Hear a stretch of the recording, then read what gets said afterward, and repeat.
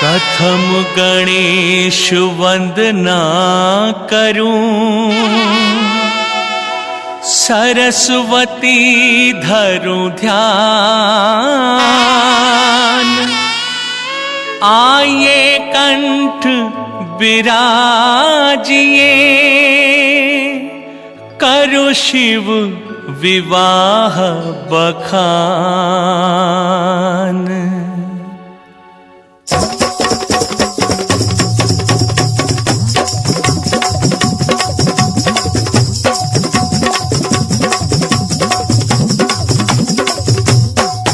ओम नमः शिवाय, ओम नमः शिवाय, हर हर भोले नमः शिवाय। नमः शिवाय, ओम नमः शिवाय, हर हर भोले नमः शिवाय। ओम नमः शिवाय, ओम नमः शिवाय, हर हर भोले नमः शिवाय। नमः शिवाय, ओम नमः शिवाय, हर हर भोले नमः शिवाय।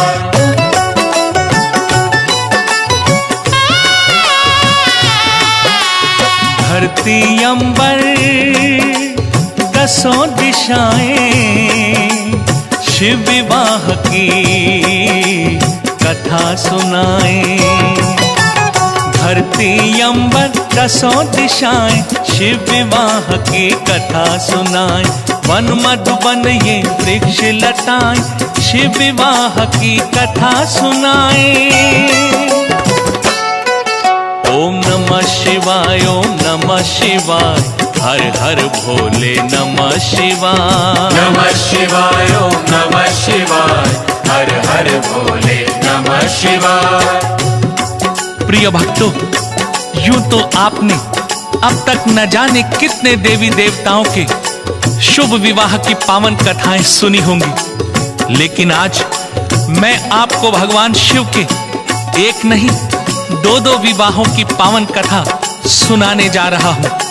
भगवान शिव, जिनके त्रिपुरारी, बाघंबरधारी, भोले भंडारी, सर्वेश्वर, भूतेश्वर और विश्वेश्वर जैसे न जाने कितने नाम और कितने रूप हैं। स्वयं से उत्पन्न स्वयंभू बाबा भोलेनाथ की विवाह की दो प्यारी और न्यारी कथाएं मन में भगवान शिव का ध्यान लगाकर बड़ी श्रद्धा और प्रेम से सुनिए।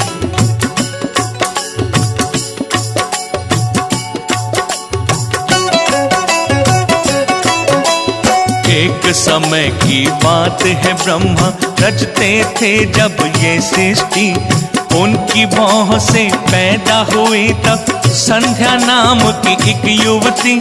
तभी अचानक उनके सन्मुख सुंदर युवक एक प्रकट हुआ। झुककर उसने ब्रह्मा जी को श्रद्धा से प्रणाम किया। बोला सृष्टिकर्ता से मुझको मेरा काम बताए। ओम नमः शिवाय, ओम नमः शिवाय, हर हर भोले नमः शिवाय। नमः शिवाय, ओम नमः शिवाय, हर हर भोले नमः शिवाय। भक्तों, युगों पुरानी बात है, जब ब्रह्मदेव सृष्टि की रचना कर रहे थे, उसी समय अचानक उनकी भौं के बीच से संध्या नाम की एक सुंदर युवती उत्पन्न हुई, जिसे देखकर स्वयं ब्रह्मा जी भी चकित रह गए। इससे पहले कि वे कुछ संभलते, उसी समय एक रूपवान युवक वहां प्रकट हुआ। उसके हाथ में 5 पुष्प बाण थे। उस युवक ने ब्रह्मा जी को पिताश्री कहकर उन्हें प्रणाम किया और कहा, पिताश्री, मुझे किसी कार्य में लगाइए। तब ब्रह्मा जी ने अपने द्वारा उत्पन्न उस युवक को कामदेव नाम प्रदान करते हुए ये कार्य सौंपा कि तुम सृष्टि के प्राणियों में मद, प्रेम और काम की भावना जगाकर सबको अपने वश में रखोगे। ब्रह्मा के निकट ही बैठे ऋषियों ने भी उसे आशीर्वाद दिया और हाथ में लिए उसके 5 बाणों में दिव्य शक्ति भर दी। और भक्तों, तभी एक घटना घटित हो गई। कामदेव ने परीक्षण हेतु अपने उन 5 बाणों को उन ऋषियों पर ही चला दिया। परिणाम स्वरूप ब्रह्मा समेत वो सारे ऋषि काम के वशीभूत हो गए और कामुक दृष्टि से उस सुंदर युवती संध्या की ओर देखने लगे। दूसरी ओर थी संध्या लज्जित, ये कैसी अनहोनी हुई। ऋषियों के संग ब्रह्म पिता की मुझ पे कामुक दृष्टि पड़ी।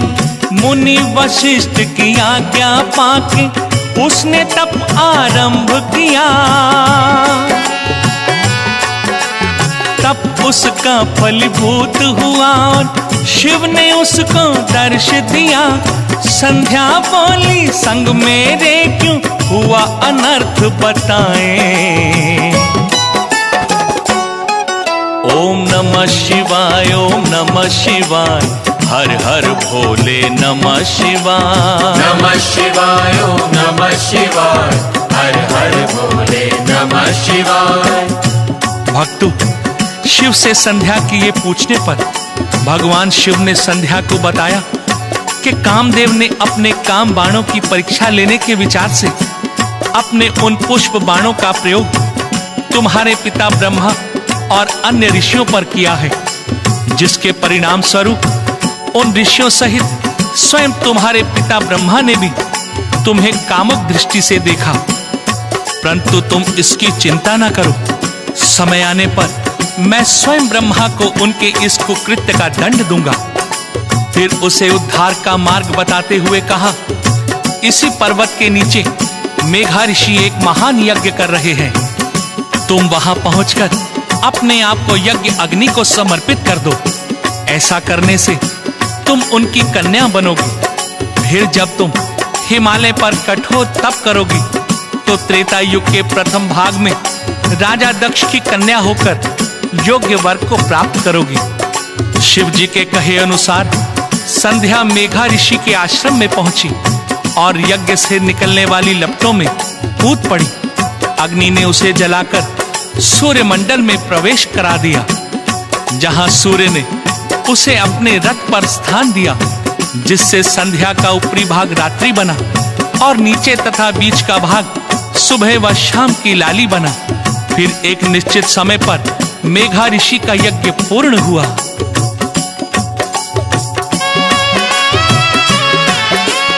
यज्ञ समाप्ति पर मेघा को हवन कुंड से कन्या मिली।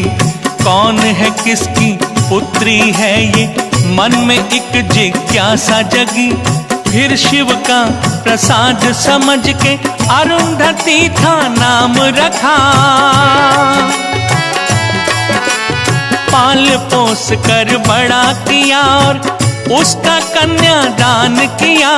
मेघा ऋषि संग आओ हम सब शिव की अलख जगाएं। रामेश्वराय शिव रामेश्वराय, हर हर भोले नमः शिवाय। रामेश्वराय शिव रामेश्वराय, हर हर भोले नमः शिवाय। भक्तजनों, ब्रह्मा जी की भौं से जन्मी संध्या नाम की युवती के आरंभ ने तो सुखद अंत पा लिया, परंतु कामवश होकर ब्रह्मा जी ने अपनी ही इस पुत्री पर कामुक दृष्टि डालकर जो अपराध किया था उसे देवादिदेव महादेव भुला न सके। इसके लिए उन्होंने ब्रह्मा जी को कटु शब्द कहकर उन्हें इतना लज्जित और अपमानित किया कि ब्रह्मा जी उसका कोई उत्तर न दे पाए। भक्तों, भगवान शंकर तो अपना कर्तव्य निभाकर चले गए, लेकिन ब्रह्मा जी अपने इस अपमान को वर्षों तक नहीं भुला पाए। प्रभु आशुतोष से इस बात का प्रतिशोध लेने की भावना का विष उनकी श्वासों में घुलता रहा और उन्होंने निर्णय लिया कि जब तक शिव जी को इस काम के वश करवा करके उनसे कोई स्त्री ग्रहण नहीं करवा लूंगा, तब तक मैं शांति से नहीं बैठूंगा। तब अपने इस निर्णय को अंतिम रूप देने के लिए ब्रह्मा जी कामदेव से मिले। कामदेव तुम पुत्र हो मेरे, अपने पिता की आज्ञा सुनो। काम मुक्त है शिव का तन मन, उनमें काम का जाल बुनो, साथ रति को लेकर जाओ, प्रेम की ऐसी क्रीड़ा करो। उनके हर एक क्रियाकलाप में ऐसा तुम उन्माद भरो, ब्रह्मचर्य को तज के वो भी काम के मद खो जाए। गंगाधराय शिव गंगाधराय, हर हर भोले नमः शिवाय। गंगाधराय शिव गंगाधराय, हर हर भोले नमः शिवाय। तो भक्तों, ब्रह्मा जी की आज्ञा पाकर रति को साथ लेकर कामदेव ने अपनी विचित्र लीलाओं द्वारा शिव जी को मोहित करने का बहुत प्रयास किया, परंतु सफल ना हो सका। उसके निराश हो जाने पर ब्रह्मा जी पर भी निराशा छा गई।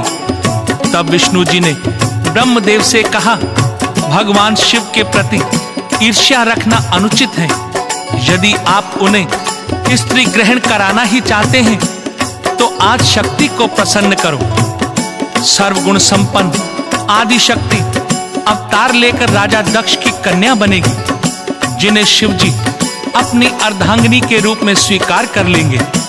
आप राजा दक्ष से भी तप करने के लिए कहें, जिससे प्रसन्न होकर आदि शक्ति उनके घर कन्या के रूप में जन्म ले। तब ब्रह्मा जी ने आदि शक्ति की आराधना की, जिससे प्रसन्न होकर देवी ने उन्हें दर्शन दिए। ब्रह्मा जी ने उनसे कहा, हे देवी, आप सनातन शक्ति हैं, अपनी माया से पूरे जगत का संचालन करती हैं। मैं चाहता हूं आप राजा दक्ष के घर एक कन्या के रूप में जन्म लें और शिव जी को मोहित करके उनकी पत्नी बने। उधर राजा दक्ष भी आपको कन्या के रूप में पाने के लिए कठिन तप कर रहा है। और फिर भक्तों, राजा दक्ष की तपस्या से प्रसन्न होकर आदि शक्ति ने उन्हें दर्शन देते हुए कहा, मैं तुम्हारे घर में पुत्री के रूप में अवश्य जन्म लूंगी, परंतु तुम्हारे द्वारा यदि मेरा कभी अपमान हुआ तो मैं उसी समय देह त्याग दूंगी। इतना कहकर आदि शक्ति अंतर्ध्यान हो गई। दक्ष प्रजापति को तप करते समय अनंत जो बीत गया, उसके घर में उमा ने तब कन्या रूप में जन्म लिया। दक्ष के महल में पलते हुए वो उम्र की सीढ़ियां चढ़ने लगी।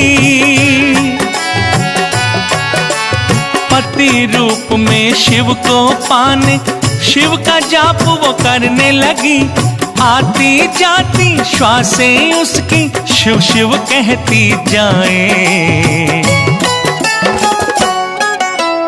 जटाधराय शिव जटाधराय, हर हर भोले नमः शिवाय। जटाधराय शिव जटाधराय, हर हर भोले नमः शिवाय। भक्तजनों, दक्ष कन्या सती को जब शिव की साधना आराधना करते काफी समय बीत गया, तो उसने शिव को पाने हेतु विधि विधान द्वारा नंदा व्रत रखा। उधर ब्रह्मा जी विष्णु जी के साथ कैलाश पहुंचकर भगवान शिव से कह रहे थे, हे देवादिदेव, हम दोनों तो विवाहित हैं ही, अब आप भी कृपया लोकहित के लिए प्रजापति दक्ष की पुत्री सती से विवाह कर लीजिए। तब भक्तों, भोलेनाथ ने मुस्कुराकर उनसे कहा, मुझे आप दोनों का प्रस्ताव स्वीकार है। आप प्रजापति दक्ष से कहकर विवाह की तैयारियां करवाएं।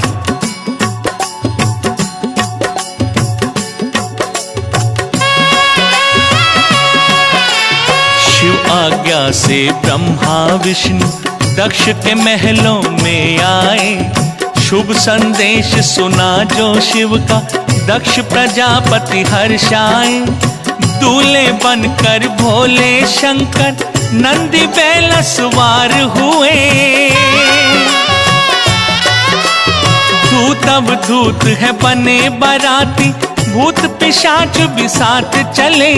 उर्वा ने छेड़ी शहनाई, मेघ भी ढोल बजाए। सोमेश्वराय शिव सोमेश्वराय, हर हर भोले नमः शिवाय। सोमेश्वराय शिव सोमेश्वराय, हर हर भोले नमः शिवाय। तो भक्तों, इस तरह एक शुभ दिन, शुभ मुहूर्त में दक्ष प्रजापति ने अपनी पत्नी वीरनी के साथ मिलकर कन्यादान किया। सती और शिव का शुभ विवाह संपन्न हो गया। तीनों लोक में खुशियां व्याप्त हो गईं। कण कण जैसे मंगल गान गाने लगा था। पूरा वातावरण शिवमय होकर आनंदित हो उठा था। उसके उपरांत सती के साथ शिव कैलाश पर्वत पर आ गए।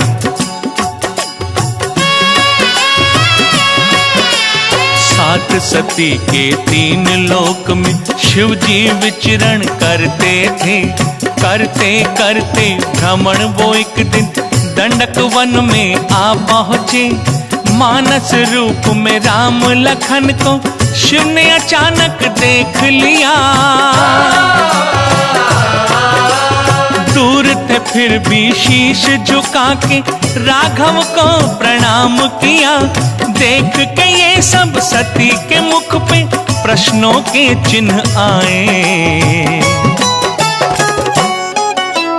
विश्वेश्वराय शिव विश्वेश्वराय, हर हर भोले नमः शिवाय। विश्वेश्वराय शिव विश्वेश्वराय, हर हर भोले नमः शिवाय।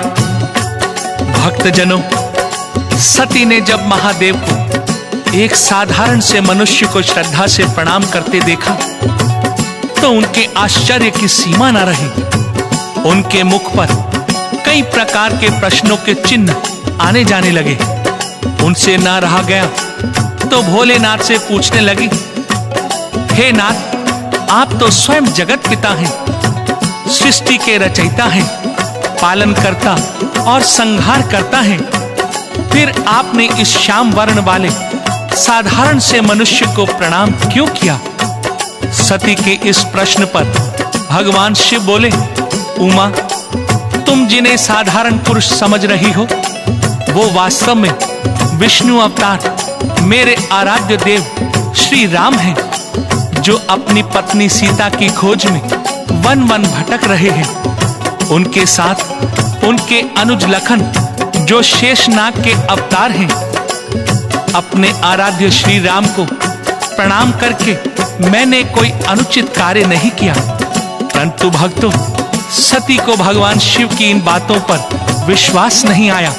उन्होंने भगवान श्री राम की परीक्षा लेने के लिए अपना रूप सीता जैसा बनाया और राम के आसपास विचरण करने लगी। उन्हें देखकर श्री राम ने उन्हें प्रणाम किया और पूछा, हे महेश्वरी, आप इस निर्जन वन में किस प्रयोजन से विचरण कर रहे हैं? भगवान शिव कहाँ हैं और आपने सीता का रूप क्यों धारण किया है? भक्तों, भगवान श्री राम के मुख से ये वचन सुनकर सती बड़ी लज्जित हुई। वो समझ गई श्री राम सचमुच विष्णु के अवतार हैं। फिर वो बोली, मैं आपकी परीक्षा लेना चाहती थी, परंतु ये तो बताइए, शिव तो स्वयं परमेश्वर हैं, उन्होंने आपको प्रणाम क्यों किया? तो रामचंद्र जी बोले, हे देवी महेश्वरी, भगवान सदाशिव अपने वचनों से बंधे हुए हैं। जब उन्होंने मुझ विष्णु को वैकुंठ धाम सौंपा तो मेरा राज्याभिषेक स्वयं करते हुए उन्होंने मुझसे कहा था, आज से सभी देवता तुम्हें प्रणाम करेंगे। इसलिए उन्होंने स्वयं भी मुझे प्रणाम किया। फिर प्रयाग में होके एकत्रित मुनियों ने एक यज्ञ रचा। ब्रह्मा विष्णु शिव संग उसमें दक्ष ने भी था भाग लिया। दक्ष प्रजापति का उस यज्ञ में सबने ही सम्मान किया। किंतु जमाता शिव ने उनकी तरफ न कोई ध्यान दिया। दक्ष ने तोड़ी क्रोधित होकर मर्यादा की सीमाएं। कोटेश्वराय शिव कोटेश्वराय हर हर भोले नमः शिवाय। कोटेश्वराय शिव कोटेश्वराय हर हर भोले नमः शिवाय। भक्तों, त्रिपुंडधारी अमंगलहारी बाबा भोलेनाथ स्थान स्थान पर कई तरह की लीलाएं करते रहते हैं और ये उनकी लीला का एक अंश ही था कि प्रयाग तट पर जब ऋषि मुनियों ने एक यज्ञ का आयोजन किया, उसमें सब देवताओं के साथ राजा दक्ष भी सम्मिलित हुए। सब ऋषि मुनि देवों ने राजा दक्ष को सम्मान दिया, परंतु शिव शंकर ने जानबूझकर अपने श्वशुर का अभिवादन करना तो दूर, उनकी तरफ ध्यान ही नहीं दिया। और भक्तों, फिर वही हुआ जिसका भोलेनाथ को पूर्व अनुमान था। राजा दक्ष ने अत्यंत क्रोधित होकर शिव शंकर को अपशब्दों में बहुत ही भला बुरा कहते हुए उनसे सभी लौकिक संबंध तोड़ दिए। फिर शिव को अपमानित करने के लिए उन्होंने एक विशाल यज्ञ का आयोजन किया, जिसमें उन्होंने तमाम ऋषि मुनि और देवताओं को तो बुलाया, लेकिन शिव और अपनी पुत्री सती को आमंत्रित नहीं किया।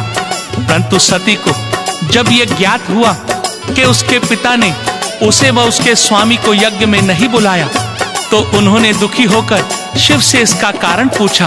तो शिव बोले,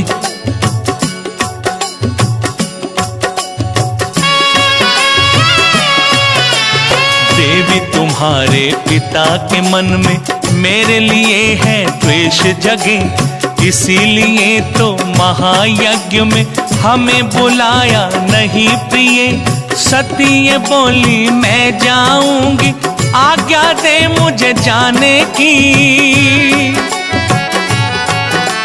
शिव ये बोले बिना निमंत्रण वहां पे जाना ठीक नहीं, त्रिया हट नहीं समझा कभी भी, लाख प्रभु समझाए। सिद्धेश्वराय शिव सिद्धेश्वराय हर हर भोले नमः शिवाय। सिद्धेश्वराय शिव सिद्धेश्वराय हर हर भोले नमः शिवाय। भक्तों, क्रियाहटवश सती ने पति शिव की बात नहीं मानी और पिता द्वारा आयोजित यज्ञ में जा पहुंची। और वहां उन्होंने देखा देवलोक के तमाम देवता ऋषि मुनि सभी वहां उपस्थित थे, परंतु उनके पति भगवान शिव के लिए स्थान भी नहीं रखा गया। तो सती से ना रहा गया। उन्होंने अपने पिता से शिव जी को न बुलाने का कारण पूछा। तब दक्ष ने क्रोधित होकर कहा, तेरा पति शमशानवासी, भस्मधारी, भांग दतूरे का सेवन करने वाला, लंपट, कपटी, बहुरूपिया, भूत प्रेतों का राजा और अमांगलिक है। इसलिए मैंने उसे इस मंगल कार्य में भाग लेने के लिए आमंत्रित नहीं किया। और तू भी बिना बुलाए इस यज्ञ में क्यों चली आई है? मैं उस आडंबर करने वाले डमरूधारी, निर्धन, भिखारी शिव से और तुझसे अपने सारे संबंध तोड़ चुका हूं। निशाचरों के उस संगी साथी से मेरा अब कोई नाता नहीं।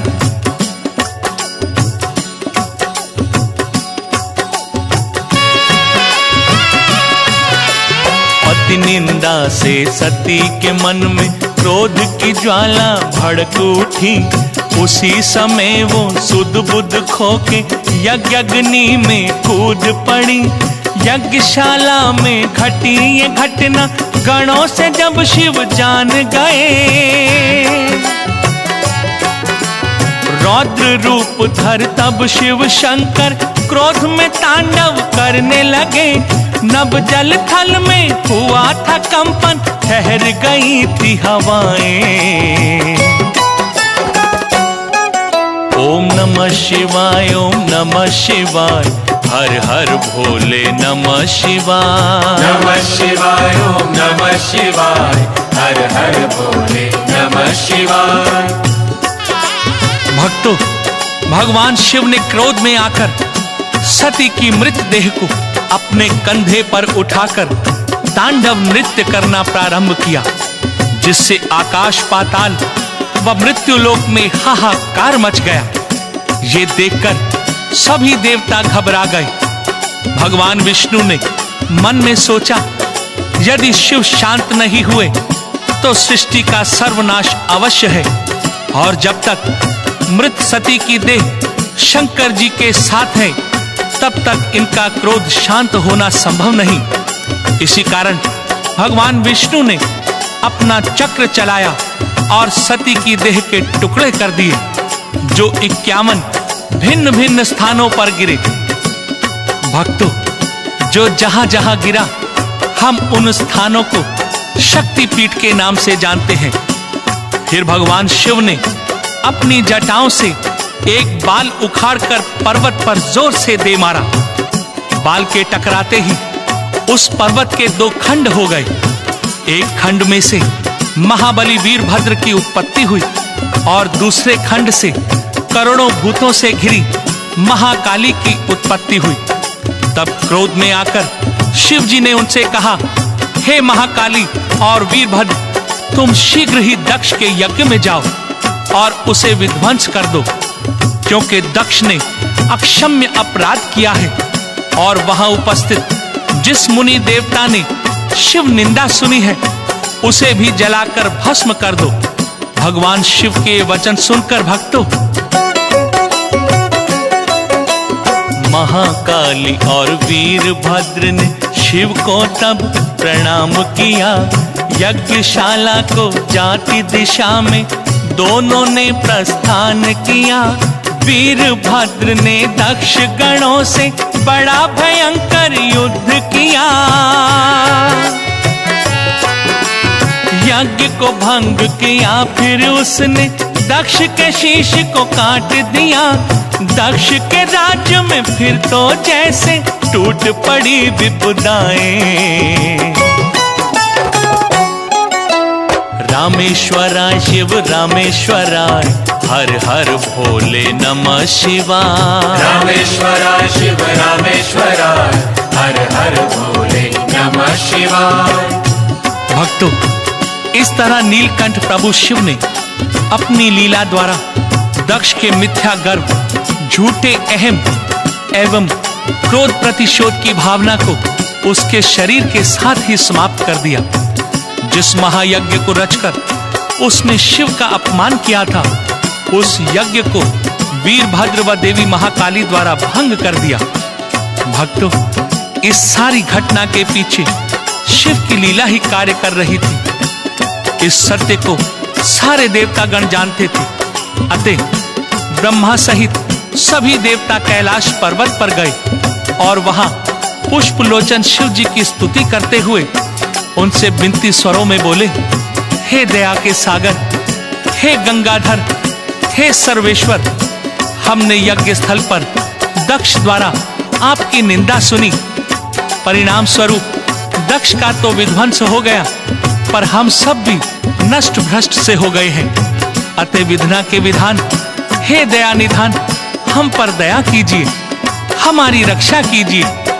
दक्ष को भी अपने अपराध का दंड मिल चुका है, उसे भी क्षमा करते हुए उसे पुनर्जीवित कर दीजिए। भक्तों, ऐसी प्रार्थना सब देवताओं ने जब शिव के समक्ष बार बार की तो भोलेनाथ ने सब देवों की विनती का सम्मान किया।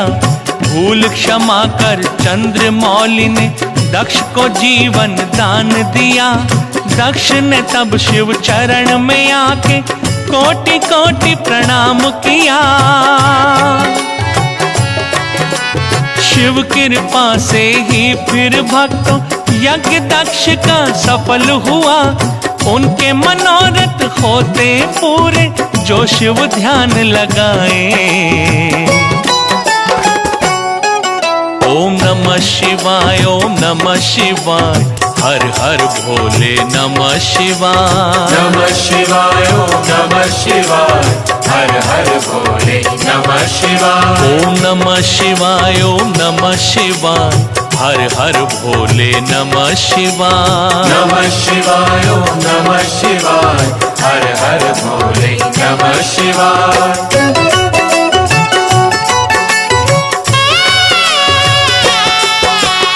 धरती अंबर दसों दिशाएं शिव विवाह की कथा सुनाए। धरती अंबर दसों दिशाएं शिव विवाह की कथा सुनाए। वन मधुबन ये वृक्ष लताएं शिव विवाह की कथा सुनाए।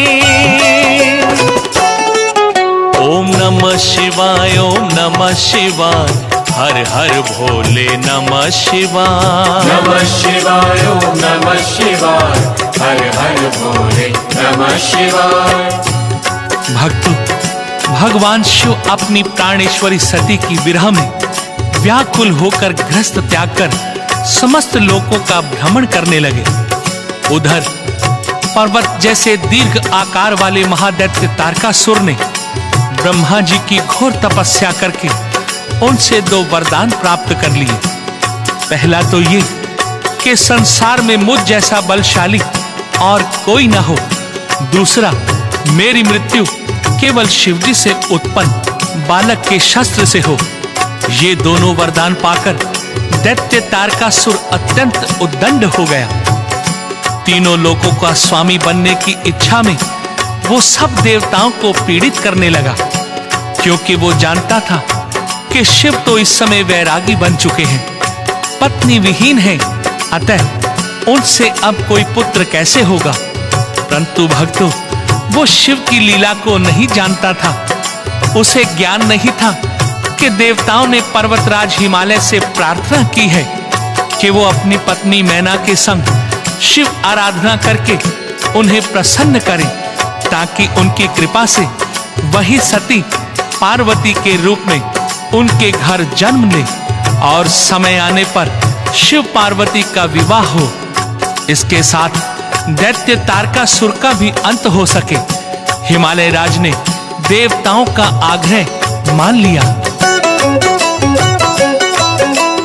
पत्नी मैना संग हिमालय जब तप साधना करने लगे, मनवांचित फल पाने को वो शिव की आराधना करने लगे। उधर सभी देवों ने मिलकर शक्ति से ये विनती की, मैना गर्भ से कन्या बनके आप जन्म ले जग जननी, फिर शिव जी की पत्नी बनके सबके कष्ट मिटाए। रामेश्वरा शिव रामेश्वरा, घट घट वासी रामेश्वरा। रामेश्वरा शिव रामेश्वरा, घट घट वासी रामेश्वरा। भक्तजनों, देवों के आग्रह पर हिमालय राज अपनी पत्नी मैना के साथ शिव की साधना आराधना करने लगे। उसके बाद देवताओं ने भी आदि शक्ति की स्तुति करके उन्हें प्रसन्न किया और प्रार्थना की, हे माता जगत जननी, आप लोक कल्याण हेतु पर्वतराज हिमालय के घर पार्वती के रूप में जन्म ले और भगवान शिव की अर्धांगिनी बनकर तीनों लोकों का उद्धार करें। भक्तों, महेश्वरी ने देवताओं को आश्वासन दिया कि ऐसा ही होगा, और फिर वो शुभ समय भी आ गया। हिमालय राज के ज्येष्ठ पुत्र मैनाक के बाद देवताओं को दिए हुए अपने वचन को सत्य करने के लिए उमा शिवा कल्याणी ने मैना के गर्भ से जन्म लिया।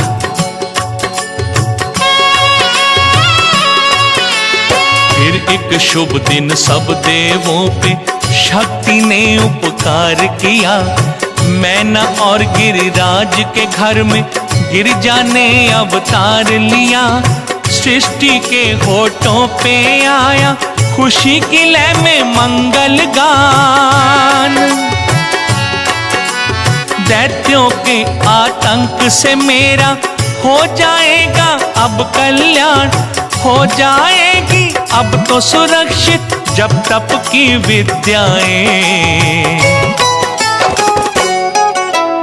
गंगाधरा शिव गंगाधरा, हे अविनाशी गंगाधरा। गंगाधरा शिव गंगाधरा, हे अविनाशी गंगाधरा। भक्तजनों, शिवा के अवतार लेने पर पूरी सृष्टि मंगल गान करने लगी। उसे विश्वास हो गया कि महादैत्य तारकासुर और उसके साथियों के आतंक से उसे छुटकारा मिल जाएगा। एक दिन देव ऋषि नारद ने आकर गिरिराज से कहा, हे गिरिराज, आपकी कन्या की भाग्य रेखाएं अति उत्तम है।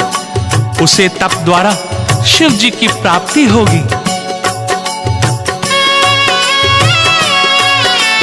बचपन से ही गिरिजा देवी शिव के ध्यान में रहती थी। शिव स्वरूप के लेके खिलौने हर पल खेला करती थी। शिव शिव कहती आठों पहर वो शिव का पूजन करती थी। होके शिव में हर एक कण में शिव के दर्शन करती थी। युवा हुई तो लगा उसे यूं शिव उसे पास बुलाए। जटाधरा शिव जटाधरा, हे त्रिपुरारी जटाधरा। जटाधरा शिव जटाधरा, हे त्रिपुरारी जटाधरा। भक्तों, ठीक उसी समय त्रिपुरारी भोलेनाथ तप करने की इच्छा से हिमालय प्रदेश पधारे, जहां पतित पावनी गंगा ब्रह्मलोक से गिरकर आगे बढ़ रही थी। उस स्थान को तप के योग्य समझकर वहीं पर डेरा डाल दिया।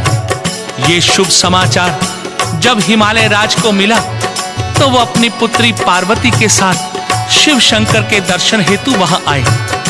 उन्हें प्रणाम करके बड़े विनम्र स्वर में बोले, हे प्रभु, आप मेरे इस राज्य, इस हिमालय की धरा पर स्वतंत्र होकर तपस्या करें। साथ ही मेरा ये अनुरोध भी स्वीकार करें कि मेरी इस पुत्री पार्वती को अपनी सेवा में रख लें। ये आपकी सेवा के साथ साथ आपका भजन पूजन भी करेगी। हिमालय राज की बातें सुनकर भोलेनाथ ने पार्वती की ओर देखकर मंद मंद मुस्कुराते हुए गिरिराज से कहा, हे हिमालय राज, तुम्हारी पुत्री अति सुंदर है और सुंदर स्त्रियां तपस्वियों की तपस्या में विघ्न का कारण बनती हैं। इसलिए मैं इसे अपनी सेवा में नहीं रख सकता। भक्तों, भगवान शिव के इतना कहने पर पार्वती विनम्रता से बोली, हे सदाशिव, मैं प्रकृति हूं और प्रकृति के बिना इस संसार में कुछ भी संभव नहीं। यहाँ तक कि उसके बिना आप भी चेष्टावान नहीं रह सकते और किसी भी कार्य को करने में समर्थ नहीं हो सकते। इसलिए आपसे मेरी प्रार्थना है कि आप मुझे सेवा का अवसर दें। पार्वती के ऐसे वचन सुनकर भगवान शिव ने प्रसन्नता पूर्वक उन्हें अपनी सेवा में रख लिया। इस तरह पार्वती शिव के निकट रहने लगी। भक्तों, यही अवसर था जब ब्रह्मदेव ने कामदेव को बुलवा करिए आज्ञा दी। काम वासना मन में जगा के करो तपस्या भंग शिव की। कामदेव तब संग रति के प्रेम की क्रीड़ा करने लगा। क्रोध में शिव ने नेत्र तीसरा खोल के काम को भस्म किया। खो के पति को रति की आंखों में अश्रु भर आए। सोमेश्वरा शिव सोमेश्वरा, हे अंतर्यामी सोमेश्वरा। सोमेश्वरा शिव सोमेश्वरा, हे अंतर्यामी सोमेश्वरा।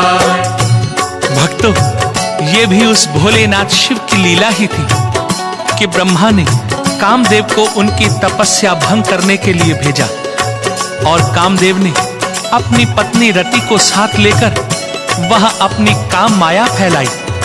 उसने समाधि में बैठी भगवान शंकर पर अपना पुष्प बाण चला दिया। भक्तों, जगत को मोहित करने वाले उस बाण ने अपना प्रभाव दिखाया और शिव जी का ध्यान टूट गया। उनकी दृष्टि दूर एक वृक्ष पर धनुष बाण लेकर बैठे कामदेव पर गई। उसे देखकर शिव के क्रोध का अंत न रहा। क्रोध में उसी क्षण उनका तीसरा नेत्र खुला, जिसमें से विकराल अग्नि निकली, जिसमें कामदेव वहीं भस्म होकर रह गया। कामदेव के भस्म होने के बाद भी भगवान शंकर के तीसरे नेत्र से भयंकर अग्नि निकल रही थी। तब ब्रह्मा जी ने उस अग्नि को हाथ से पकड़कर उसे समंदर में प्रविष्ट करा दिया। प्रिय भक्तों, इस संपूर्ण घटना से शिव जी का मन बड़ा उचाट सा हो गया और वो उस स्थान को छोड़कर चले गए। उनके जाने के बाद पार्वती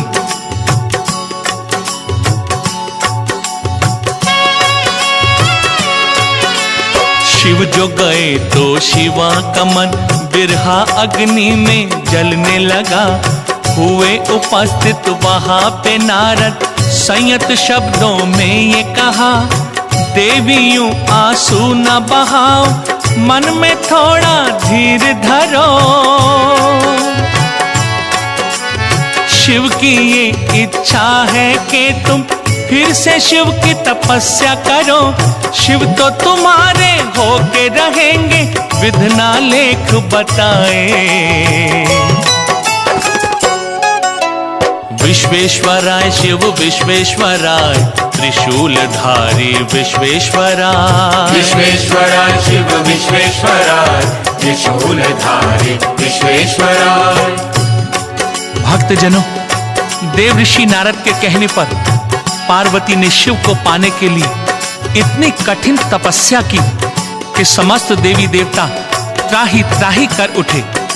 और जब उनसे ना रहा गया तो वो सब भगवान शिव के पास पहुंचे और प्रार्थना करते हुए बोले, हे नटराजन, हे दुख भंजन भोलेनाथ, पार्वती के तप से तीनों लोग तप रहे हैं, सब जीव दुखी हैं। कृपया आप उन्हें दर्शन देकर उनसे विवाह करके हमारे कष्टों का निवारण करें। प्रभु, दैत्य तारकासुर ने हम सभी देवताओं को स्वर्ग से निकालकर इंद्र के सिंहासन पर अधिकार कर लिया है और उस तारकासुर की मृत्यु आपके द्वारा उत्पन्न किसी बालक से ही संभव है। अतः आप जगत जननी पार्वती से विवाह कर लें। प्रिय भक्तों, इस पर भगवान भोलेनाथ मुस्कुरा कर बोले, देवजनों, मैं तो सदैव भक्तों के ही अधीन रहा हूं, इसलिए दैत्य तारकासुर से सबको मुक्ति दिलवाने के लिए मैं पार्वती से विवाह अवश्य करूंगा। भक्तों, भोलेनाथ ने देवों को ये आश्वासन तो दे दिया, लेकिन उनके मन में आया, क्यों न गिरिराज हिमालय और मैना की परीक्षा ली जाए।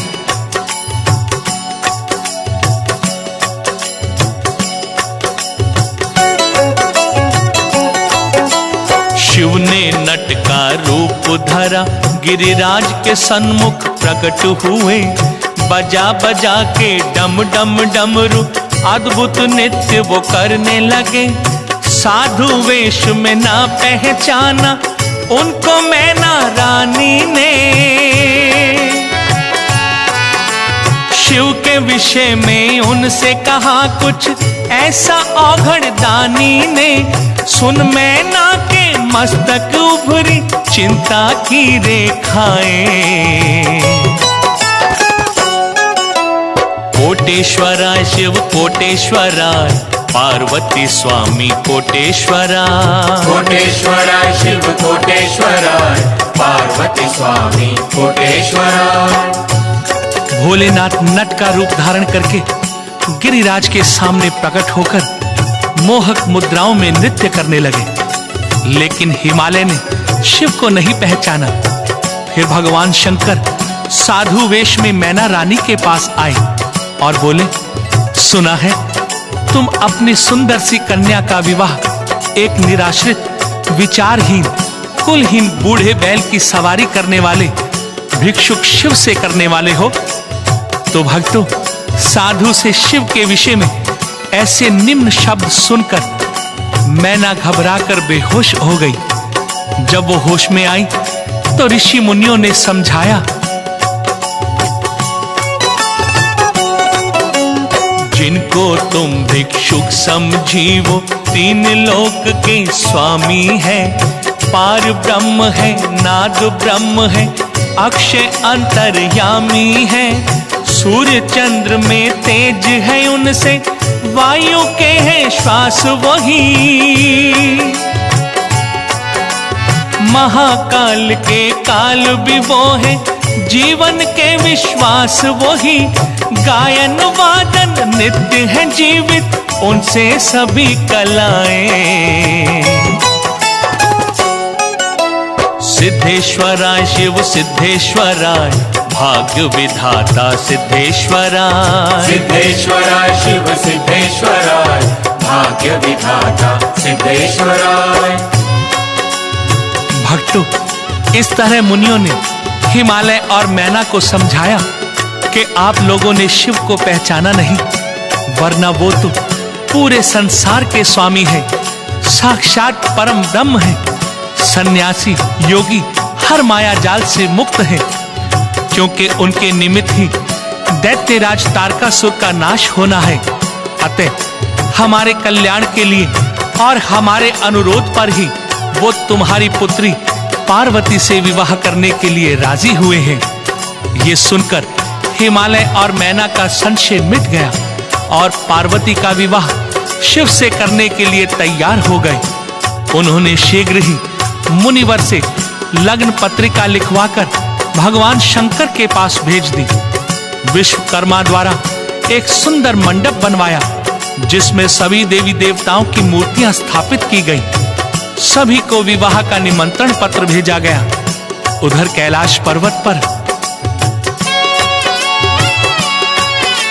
स्वर्ग अप्सराओं ने आके शिव का तब श्रृंगार किया।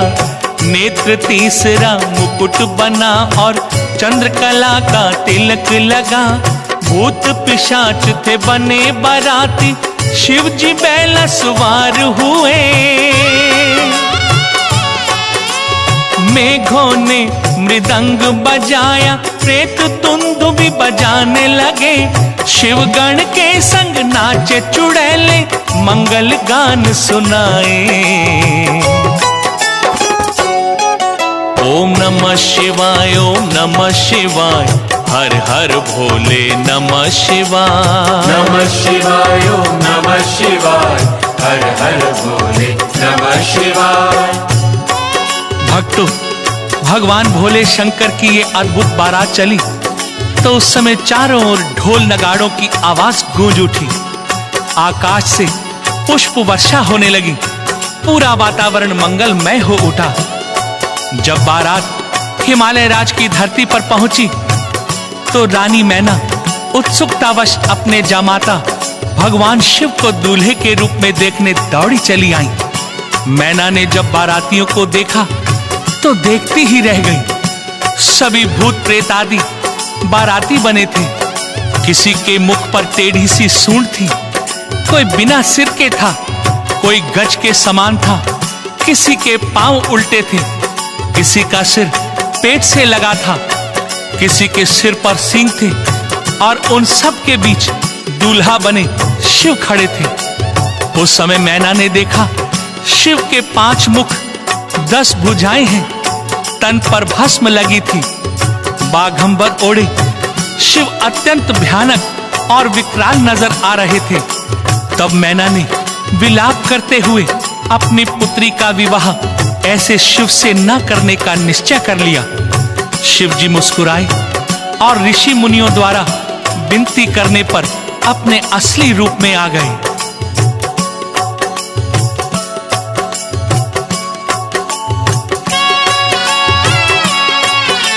शिव का सुंदर रूप जो देखा, होके चकित रह गई मैना। हो गई हर्षित पलक झपकना, भूल गए उसके नैना। वृषभ सवार थे भोले शंकर, तन पे आभूषण सुंदर। शिव चरणों में 8 सिद्धियां, होती थी दृष्टि गोचर। माया ठगनी नतमस्तक थी शिव के दाएं बाएं। गंगाधरा शिव गंगाधरा, हर हर भोले गंगाधरा। गंगाधरा शिव गंगाधरा, हर हर भोले गंगाधरा। भक्तों, भगवान शंकर के इस मोहक रूप को देखकर मैना देवी अत्यंत प्रसन्न हुई। विभिन्न प्रकार के आभूषण पहनकर जब पार्वती विवाह मंडप की ओर बढ़ी तो शिव ने उनकी ओर देखा। उन्हें प्रजापति दक्ष की कन्या सती की याद आ गई। शिव और पार्वती विवाह मंडप में बैठे तो उसी समय हिमालय राज ने सदा शिव से कहा, हे प्रभु, आप अपने कुल का नाम और गोत्र बताएं ताकि ब्राह्मण जन संकल्प पढ़ सकें। इतने में देव ऋषि नारद बोल उठे, हे राजन, इनके कुल और गोत्र के विषय में तो ब्रह्मा और विष्णु भी नहीं जानते। ये अजन्मे, अजर, अमर, अनादि और अनंत हैं। हे हिमालय राज, शिव सत्य, नित्य और नादमय है। इनका कोई रूप स्वरूप, कुल गोत्र नहीं है। ये स्वयं भू है। ये सुनकर हिमालय राज की शंका का निवारण हुआ और शिव पार्वती के शुभ विवाह का मंगल कार्य आरंभ हुआ।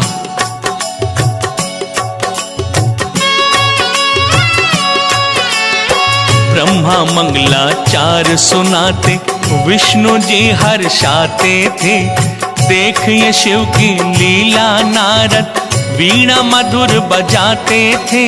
रीति नीति और धर्म विधि से पूरा हर शुभ कार्य हुआ। मैना के संग गिरिराज ने शिव को कन्या दान किया। हुआ मिलन शिव शक्ति का, हुई सभी पूर्ण इच्छाएं। सिद्धेश्वराय शिव सिद्धेश्वराय, हर हर भोले सिद्धेश्वरा। सिद्धेश्वराय शिव सिद्धेश्वराय, हर हर भोले सिद्धेश्वरा। भक्तों, जब शिव पार्वती का विवाह संपन्न हो गया, ठीक उसी समय कामदेव की पत्नी रति विलाप करती हुई वहां पर आ पहुंची। रोते हुए करुण स्वर में बोली, हे देवादिदेव महादेव, मेरे पति की उस भूल को अब भुला दीजिए। उन्हें अपने अपराध का दंड मिल चुका है। बिना पति के मैं अधूरी हूं। अगर उन्हें आपने जीवित न किया तो मैं भी यही रो रो कर अपने प्राण त्याग दूंगी। भक्तों, रति की ये करुण पुकार सुनकर भगवान शंकर ने सोचा कि कामदेव को उसके अपराध का दंड मिल चुका है, उसे जीवन दान देना ही होगा। यदि कामदेव जीवित ना हुआ और प्राणी मात्र में उसका निवास ना हुआ तो सृष्टि में प्रजनन क्रिया रुक जाएगी। काम विहीन स्त्री पुरुष अपने वंश आगे कैसे बढ़ाएंगे? ये सब सोचकर भगवान भोलेनाथ ने रति के हाथ में थमी उस पोटली को देखा जिसमें मृत कामदेव की भस्म थी। प्रभु की दया दृष्टि पड़ते ही उस भस्म में प्राण आ गए।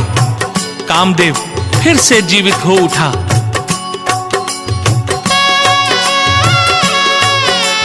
विदा की पावन बेला आई, विचलित हो गई मां मैना। पुत्र वियोग से गिरिराज संग उसके भर आए नैना। पुत्री पराया धन होती है, मुनियों ने उसे समझाया। बड़भागी है गिरजा जिसने शंकर जैसा वर पाया। दो आशीष इन्हें तुम अपना, सृष्टि को आगे बढ़ाएं। सोमेश्वराय शिव सोमेश्वराय, हर हर भोले सोमेश्वरा। सोमेश्वराय शिव सोमेश्वराय, हर हर भोले सोमेश्वरा। भक्तों, हिमालय राज ने एक सजी हुई पालकी में पुत्री गिरिजा को शिव शंकर के साथ आदर व स्नेह पूर्वक विदा किया। पार्वती सहित शिव कैलाश पर्वत पर आ गए। भक्तों, भगवान शिव द्वारा एक बालक उत्पन्न हुआ जिसका पालन कृतिकाओं ने किया और विश्वामित्र ने उसका जात संस्कार किया। सदाशिव भगवान भोलेनाथ ने उसे रत्न जड़ित सिंहासन पर बिठाकर उसे कार्तिकेय नाम प्रदान करते हुए उसका अभिषेक किया। भगवान शिव द्वारा उत्पन्न इसी महाबली महावीर कार्तिकेय ने पिता का आशीर्वाद व समस्त देवों से शस्त्र ग्रहण करके समय आने पर दैत्य सम्राट तारकासुर का वध किया। समस्त देवी देवता असुरों के भय बंधन से मुक्त हो गए। जिस उद्देश्य से भगवान शिव और पार्वती का विवाह हुआ था, शिव शक्ति का मिलन हुआ था, वो उद्देश्य भी संपूर्ण हुआ।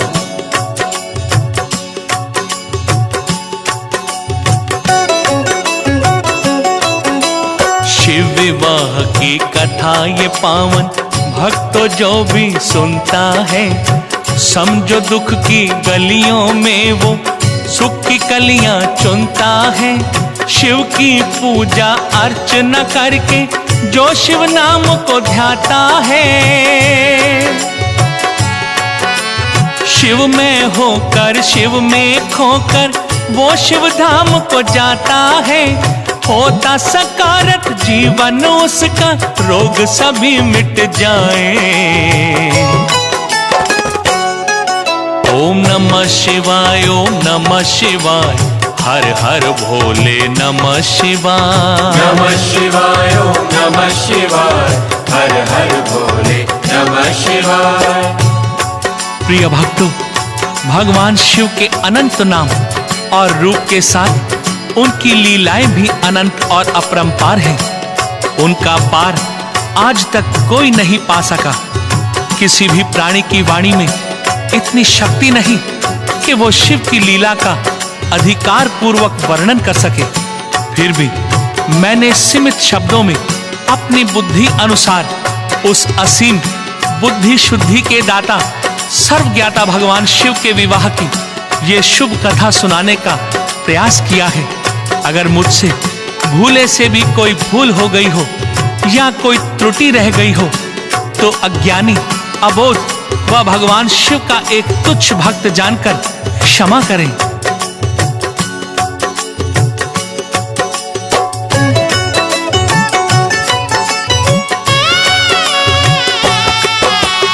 धरती अंबर दसों दिशाएं शिव विवाह की कथा सुनाएं।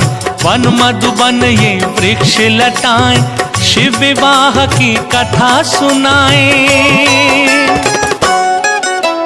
नमः शिवाय, ओम नमः शिवाय, हर हर भोले नमः शिवाय। नमः शिवाय, ओम नमः शिवाय, हर हर भोले नमः शिवाय। नमः शिवाय, ओम नमः शिवाय, हर हर भोले नमः शिवाय। नमः शिवाय, ओम नमः शिवाय, हर हर भोले नमः शिवाय। नमः शिवाय, ओम नमः शिवाय, हर हर भोले नमः शिवाय। नमः शिवाय, ओम नमः शिवाय, हर हर भोले नमः शिवाय। नमः शिवाय, ओम नमः शिवाय, हर हर भोले नमः शिवाय। नमः शिवाय, ओम नमः शिवाय, हर हर भोले नमः शिवाय। नमः शिवाय, ओम नमः शिवाय, हर हर भोले नमः शिवाय।